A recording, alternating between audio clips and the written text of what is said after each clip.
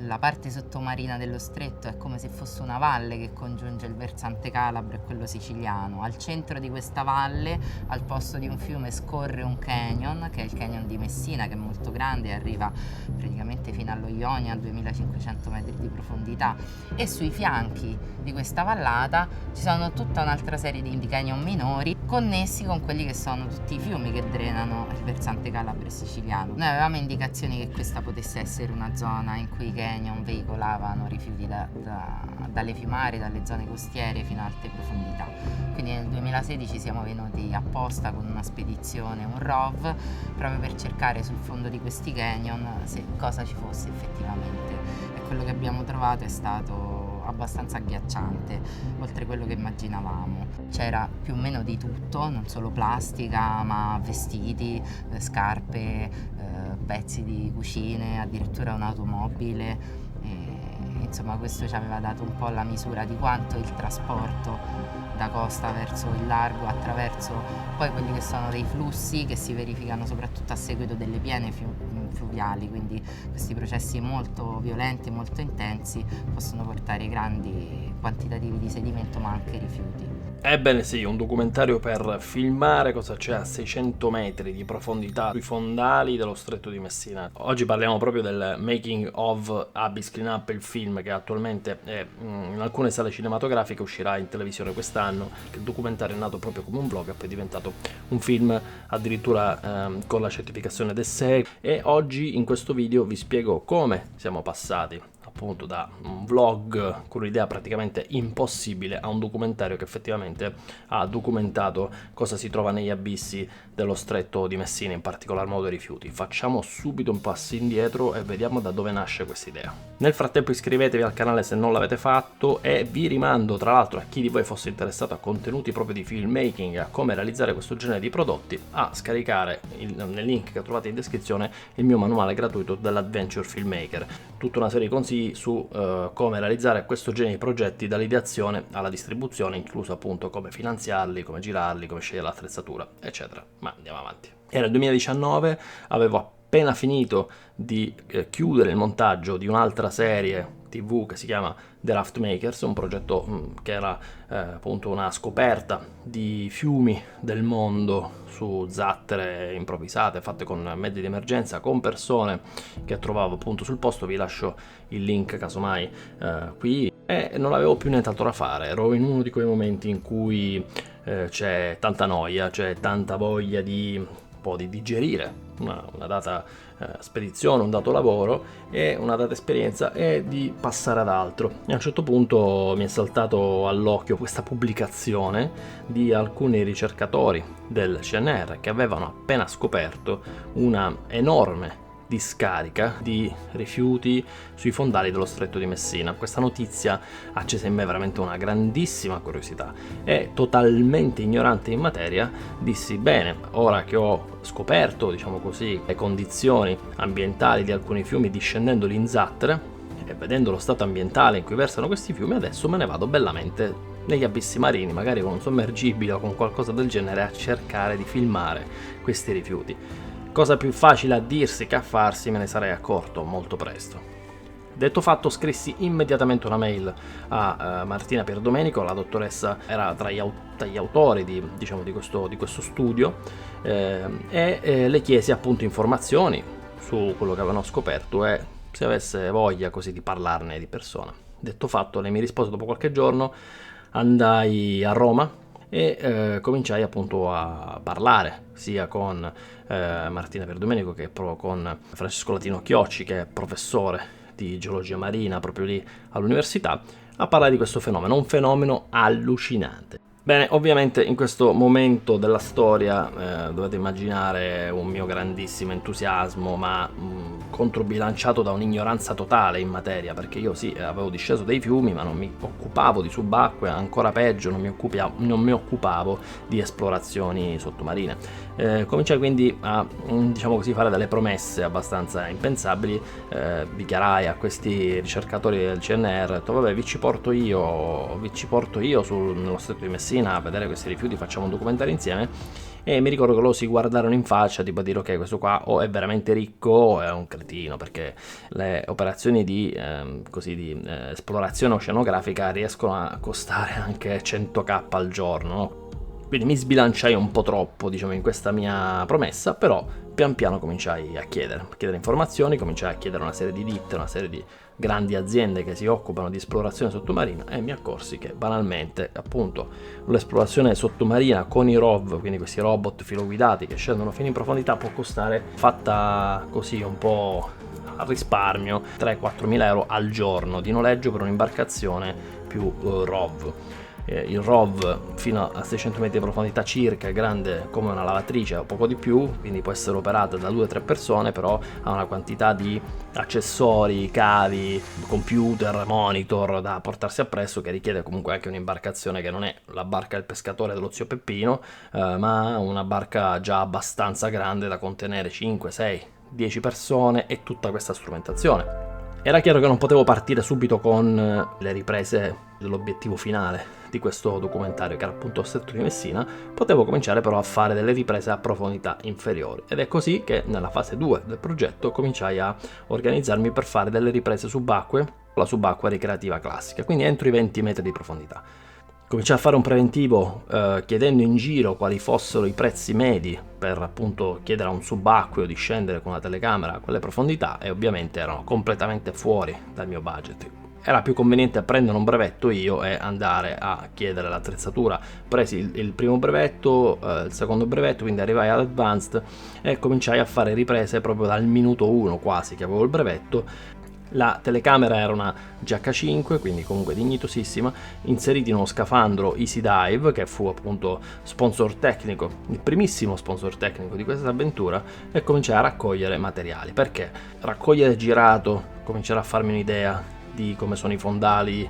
di come sono i rifiuti sui fondali, quindi è un'attività pericolosa, meno pericolosa, dovevo capire tutta una serie di cose. Andai per la prima volta in Sicilia a ottobre, proprio nel 2019, per filmare una discarica molto nota, che è la discarica di Paternella, che è la Paternella proprio a Terrasini, con delle persone che avevo conosciuto tramite amici, e lì per la prima volta, tra l'altro credo che fu la mia prima immersione a 20 metri di profondità, andai a verificare di persona cosa succede sui fondali. Quello fu il battesimo del fuoco, però mi diede tantissime informazioni, tantissimi spunti anche per cominciare a costruire anche una storia, cominciare a pensare anche al budget che era necessario per questa storia, quali altri collaboratori, partner, amici avrei dovuto chiamare in causa, perché non è un lavoro che puoi fare da solo. Se vuoi raccontare una storia di questo tipo hai bisogno di creare una squadra, e qui entra in gioco intanto la fase di pianificazione del progetto e anche di richiesta sponsor. Sponsor tecnico dopo Easy Dive, parlo proprio di attrezzature subacquee che comunque hanno un costo, fu Cressi. Cressi è un'azienda italiana, è una delle più antiche in assoluto e delle più famose nel mondo, e fu molto sensibile sin dall'inizio a supportare questo progetto. Innanzitutto io devo fare delle riprese subacquee. Per fare delle riprese subacquee hai bisogno di location, per esempio nel mio caso di scariche sottomarine,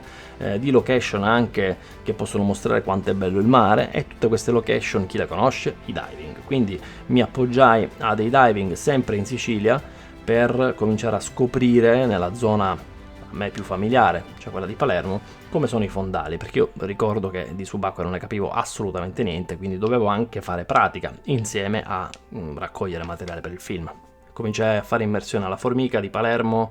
vicino Porticello, cominciai a fare immersione appunto lì a Terrasini, chiedevo ai diving supporto poi anche per organizzare dei clean up, quindi delle operazioni di pulizia, e insieme a queste operazioni ovviamente io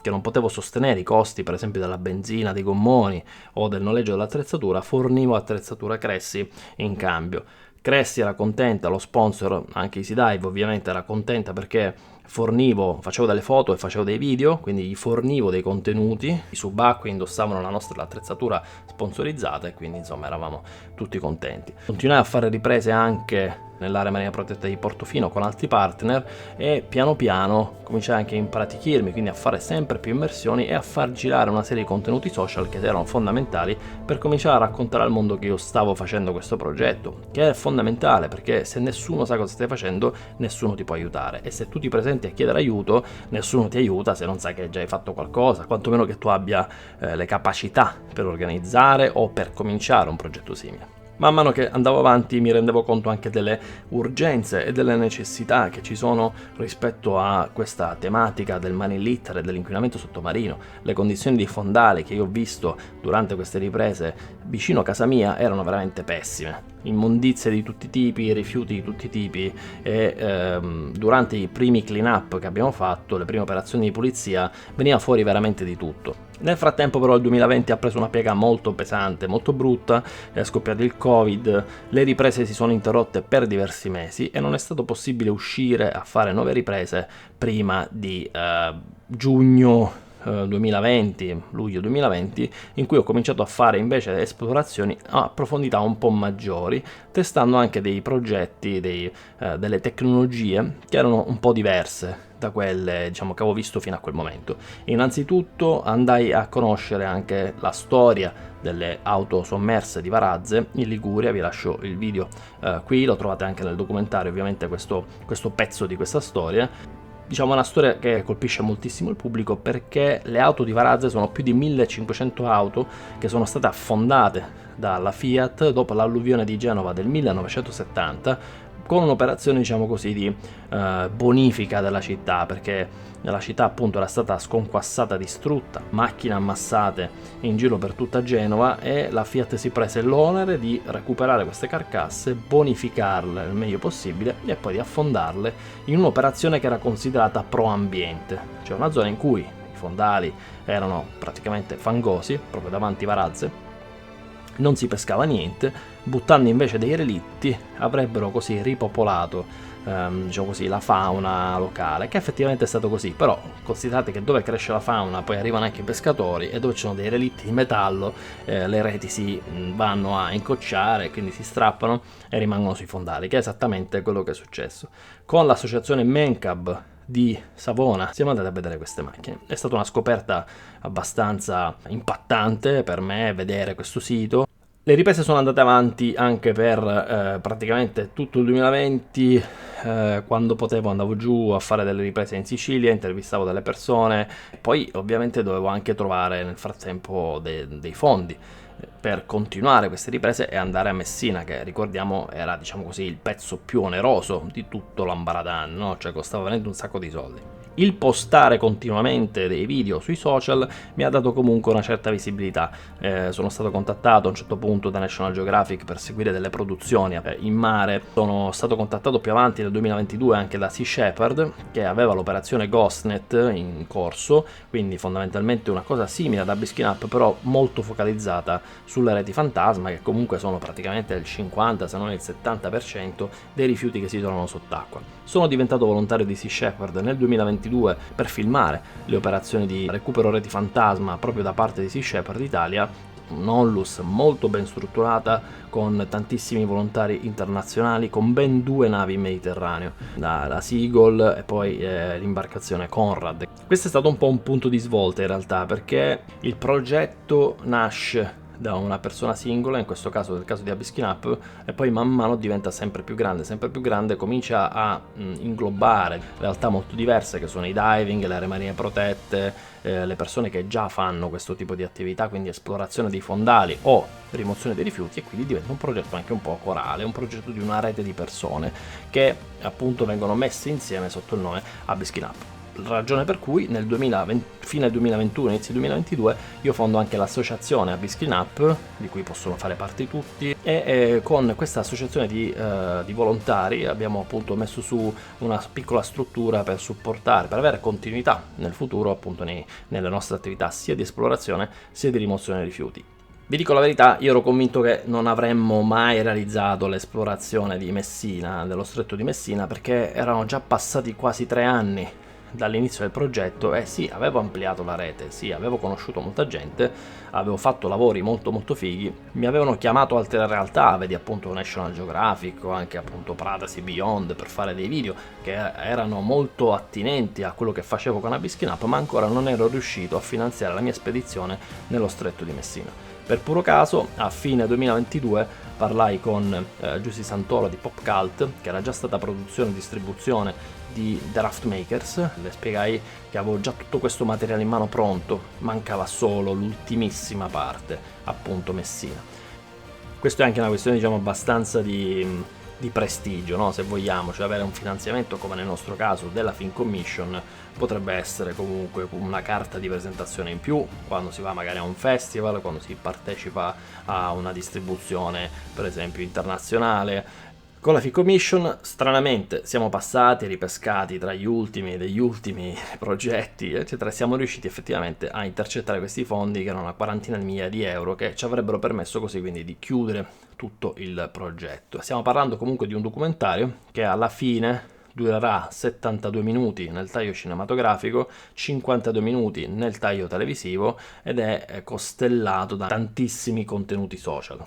Per quanto riguarda la promozione nel frattempo di questo prodotto, io ero già stato in televisione diverse volte, avevo parlato diverse volte in radio, diverse volte su tanti giornali, se vedete la rassegna stampa di Abyss Cleanup è veramente molto molto massiccia. Tutto questo perché un progetto va comunque comunicato tanto durante anche appunto la produzione, nel caso di questo documentario. Perché? Questo fa crescere la nostra autorevolezza, ci posiziona un po' in modo più chiaro davanti alle persone che ci guardano e attira tanti altri clienti, se vogliamo, ma anche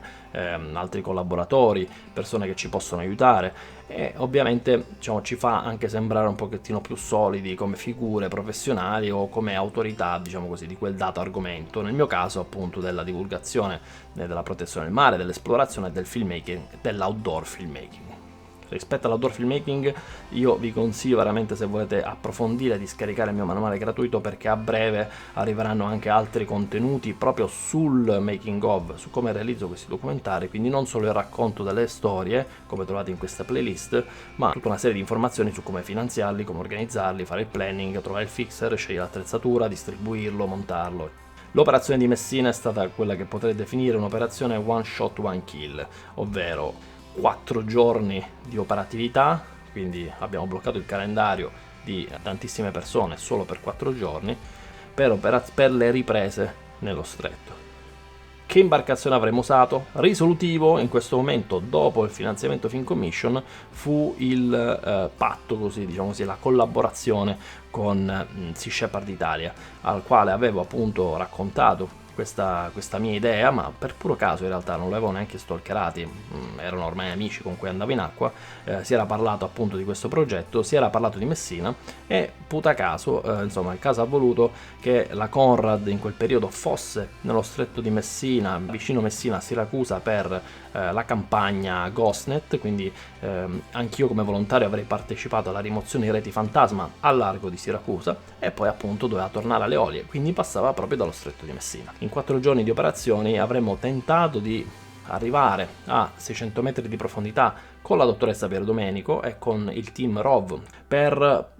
concludere le operazioni al meglio, per raccogliere quanti più dati possibili sui rifiuti sottomarini e quindi aiutare anche il CNR, aiutare la ricerca a conoscere meglio questo fenomeno, questo problema. È un'operazione da non sottovalutare innanzitutto per l'importanza, perché il CNR comunque di solito si appoggia, o meno è finanziato appunto da finanziamenti pubblici, bandi pubblici, europei, quello che sia, e quindi ha un iter molto lungo nella programmazione delle missioni. Questo è stato relativamente breve perché abbiamo deciso con i ricercatori di andare a giugno del 2023 a Messina, di bloccare quella settimana, qualunque fosse stato il meteo, noi comunque dovevamo bloccare quella settimana lì, non c'erano altre opzioni, e sperare che il meteo ci graziasse, perché se hai solo una settimana di lavoro per fare un'operazione così difficile in un luogo come lo stretto di Messina, che credetemi abbiamo scoperto essere l'Everest dell'esplorazione subacquea, si è veramente veramente a rischio, comunque con dei margini